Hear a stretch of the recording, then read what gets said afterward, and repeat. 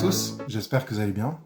Alors aujourd'hui, j'aimerais vous poser une question qui est: vous êtes-vous déjà réveillé un matin, tout courbaturé, en ayant cette étrange impression d'avoir combattu toute la nuit?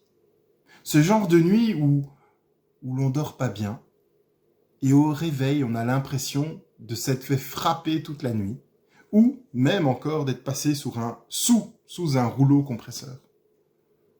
Eh bien, cette semaine, j'en ai fait l'expérience. Et malgré le fait que je me sois levé tôt, voire même très très tôt, à cause de cette sensation de courbature partout, cette sensation d'avoir reçu des coups de tous les côtés, il m'était impossible de quitter mon lit, comme si mon corps ne voulait pas bouger, comme si je venais de faire du sport, mais comme mon esprit était déjà en fonctionnement, je commençais à me poser des questions sur ce qui venait de se passer. Mon corps ne pouvait pas bouger, mais mon esprit était déjà en train de turbiner. Et bref, comme je pense que vous commencez à me connaître, non pas que j'ai la prétention d'avoir lutté contre Dieu cette nuit-là, mais ce que j'ai vécu m'a rappelé le célèbre récit de Jacob luttant contre Dieu, qu'on peut lire dans le livre de la Genèse, chapitre 32, versets 25 à 33. Jacob resta seul. C'est alors qu'un homme lutta avec lui jusqu'au lever de l'aurore. Voyant qu'il n'était pas vainqueur contre lui, cet homme le frappa à l'emboîture de la hanche. Celle-ci se déboîta pendant qu'il luttait avec lui. Il dit: « Laisse-moi partir, car l'aurore se lève. » Jacob répondit: « Je ne te laisserai pas partir avant que tu ne m'aies béni. » Il lui demanda: « Quel est ton nom ?» Il répondit: « Jacob. » Il ajouta: « Ton nom ne sera plus Jacob, mais tu seras appelé Israël, car tu as lutté avec Dieu et avec des hommes et tu as été vainqueur. » Jacob lui demanda: « Révèle-moi donc ton nom. » Il répondit: « Pourquoi demandes-tu mon nom ?» Et il le bénit là. Jacob appela cet endroit Péniel, car, dit-il, « J'ai vu Dieu face à face et ma vie a été sauvée. » Le soleil se levait lorsqu'il passa Péniel. Il boitait de la hanche. Voilà pourquoi aujourd'hui encore les Israélites ne mangent pas le tendon qui est à l'emboîture de la hanche, parce que Dieu frappa Jacob à l'emboîture de la hanche au tendon. Waouh! Il y a tellement de choses qu'on pourrait dire sur ce texte, sur ce récit, sur cette histoire.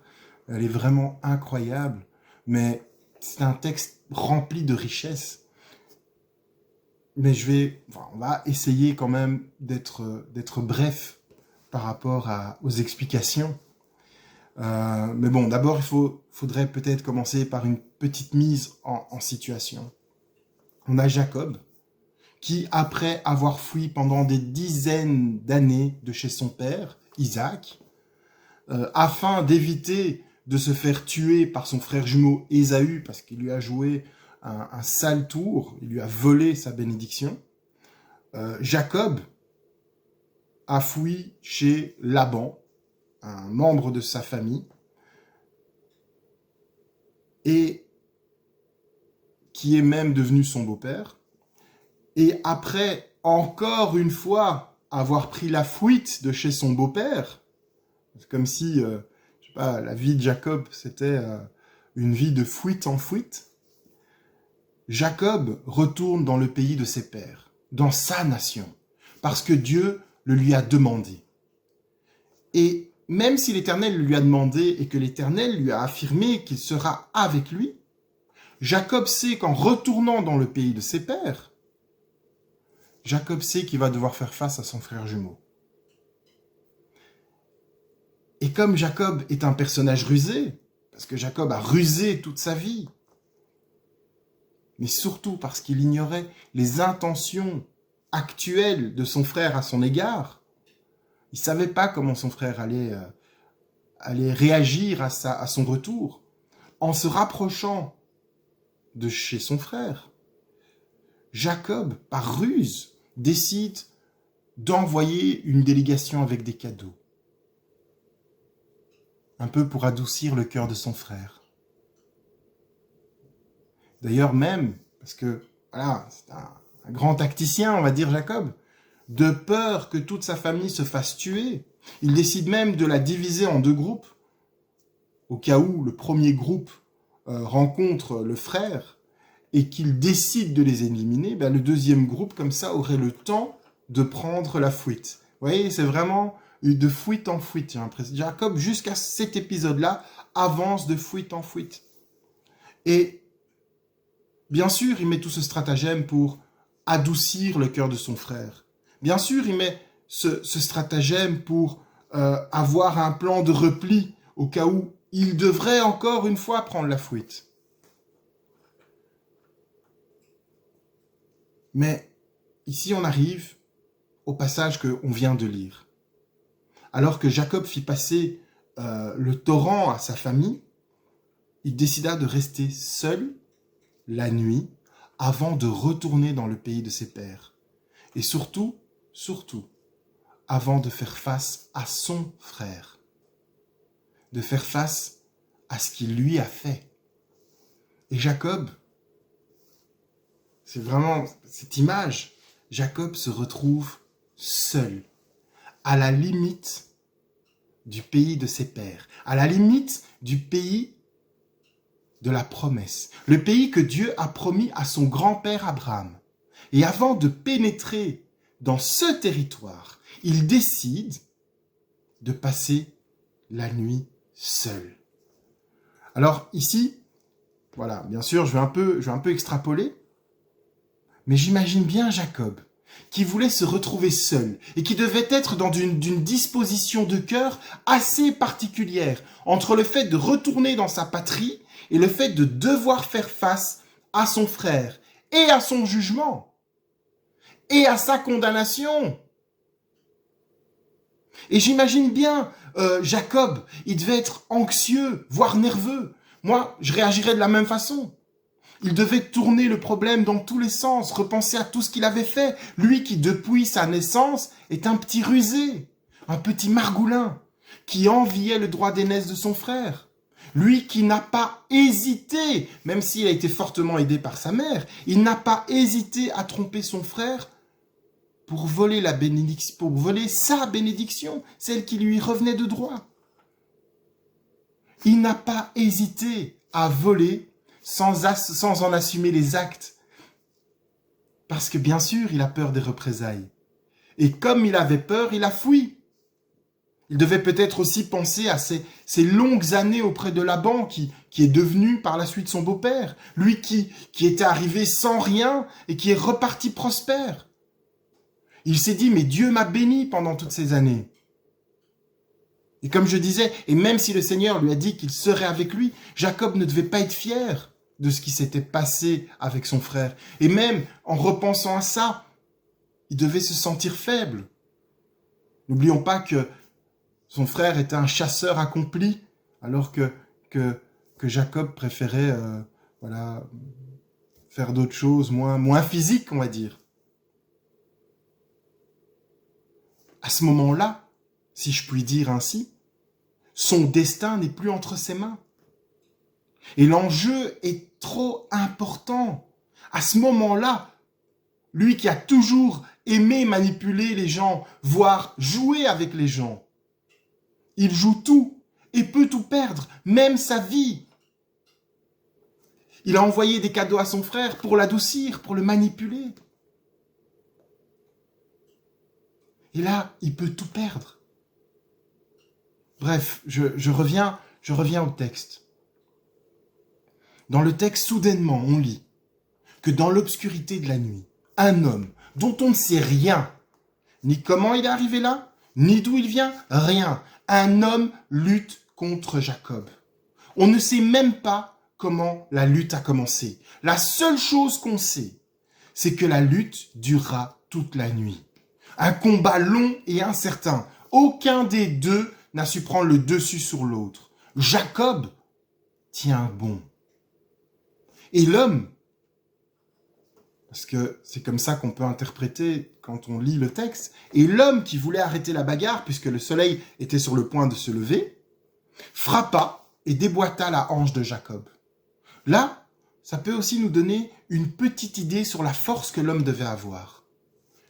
Mais c'est là aussi qu'on comprend que l'homme voulait se battre avec Jacob. Ce n'était pas une rencontre inopinée, mais une rencontre volontaire. L'homme voulait, pendant la nuit, trouver Jacob et lutter contre lui. Et l'impression que ça me donne, pardon, c'est que dès que l'aurore pointe le bout de son nez, l'homme se dit « Bon voilà, le soleil se lève, on va arrêter de jouer, il est temps de partir, je finis le combat et clac !» Je ne sais pas si vous savez quelle douleur ça fait une hanche déboîtée, mais généralement, une luxation de la hanche, c'est douloureux. Souvent, la hanche même affectée semble plus courte que l'autre. Et peut-être pas à cause de l'adrénaline qu'on bat de toute la nuit, mais Jacob a dû, si pas tout de suite, bien sûr plus tard, mais il a dû le sentir passer. C'est pas un cheveu qui tombe, hein. Ça fait bien plus mal que ça. Et il a dû certainement à un moment donné sentir la douleur. Et qu'il soit debout ou non, affligé par la douleur ou pas encore, il devait être exténué et fatigué par ce long combat. Il commence petit à petit à comprendre qui est l'homme avec qui il a lutté toute la nuit. Et j'imagine bien ce face-à-face. Jacob, blessé, comprenant ce qu'il se passe et ne voulant pas laisser partir l'homme sans qu'il ait reçu sa bénédiction. Jacob, à ce moment-là, se rend compte que sa vie dépend de cette bénédiction. Il n'est pas question que cet homme parte sans avoir reçu ma bénédiction. Une question qu'on est en droit de se poser à ce stade, c'est: et si au début du combat, avant que le combat commence, Jacob avait su que l'homme qui allait lutter avec lui toute la nuit était Dieu, se serait-il battu? À mon avis, il n'aurait jamais osé. Moi, si Dieu vient et veut se battre contre moi, je sais que c'est Dieu, mais jamais je relève le défi. Jamais je me dis, bon, on va voir, hein. Allez. Non, jamais. Et j'imagine Jacob non plus l'aurait pas fait. Et pourtant, ce combat, cette lutte, cette épreuve a été nécessaire et salvatrice pour Jacob. Il devait passer par là. Jacob sait à ce moment-là que c'est Dieu. Du coup, cette lutte qu'il vient de faire devient surnaturelle. Ce qu'il vient de vivre prend une autre direction et entre dans une autre dimension. Aucun autre combat dans sa vie n'a été plus important que celui-ci. Tout comme il était primordial que Jacob soit seul au moment de son combat avec Dieu. Si vous, un jour, vous êtes face à face avec Dieu, même au travers de l'épreuve, ne le laissez pas partir sans qu'il vous ait béni.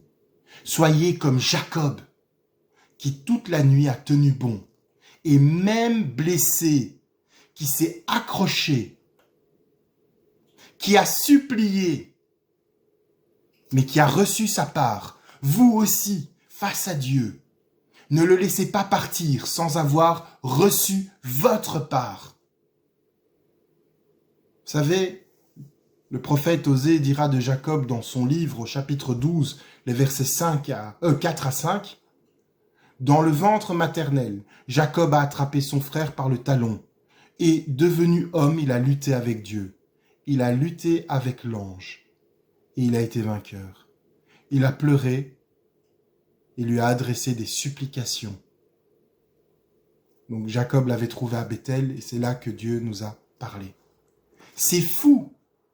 Et c'est ça qui est fou. C'est qu'on dit Jacob vainqueur.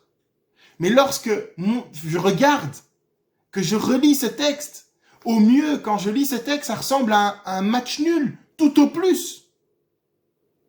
Je vois pas Jacob vainqueur.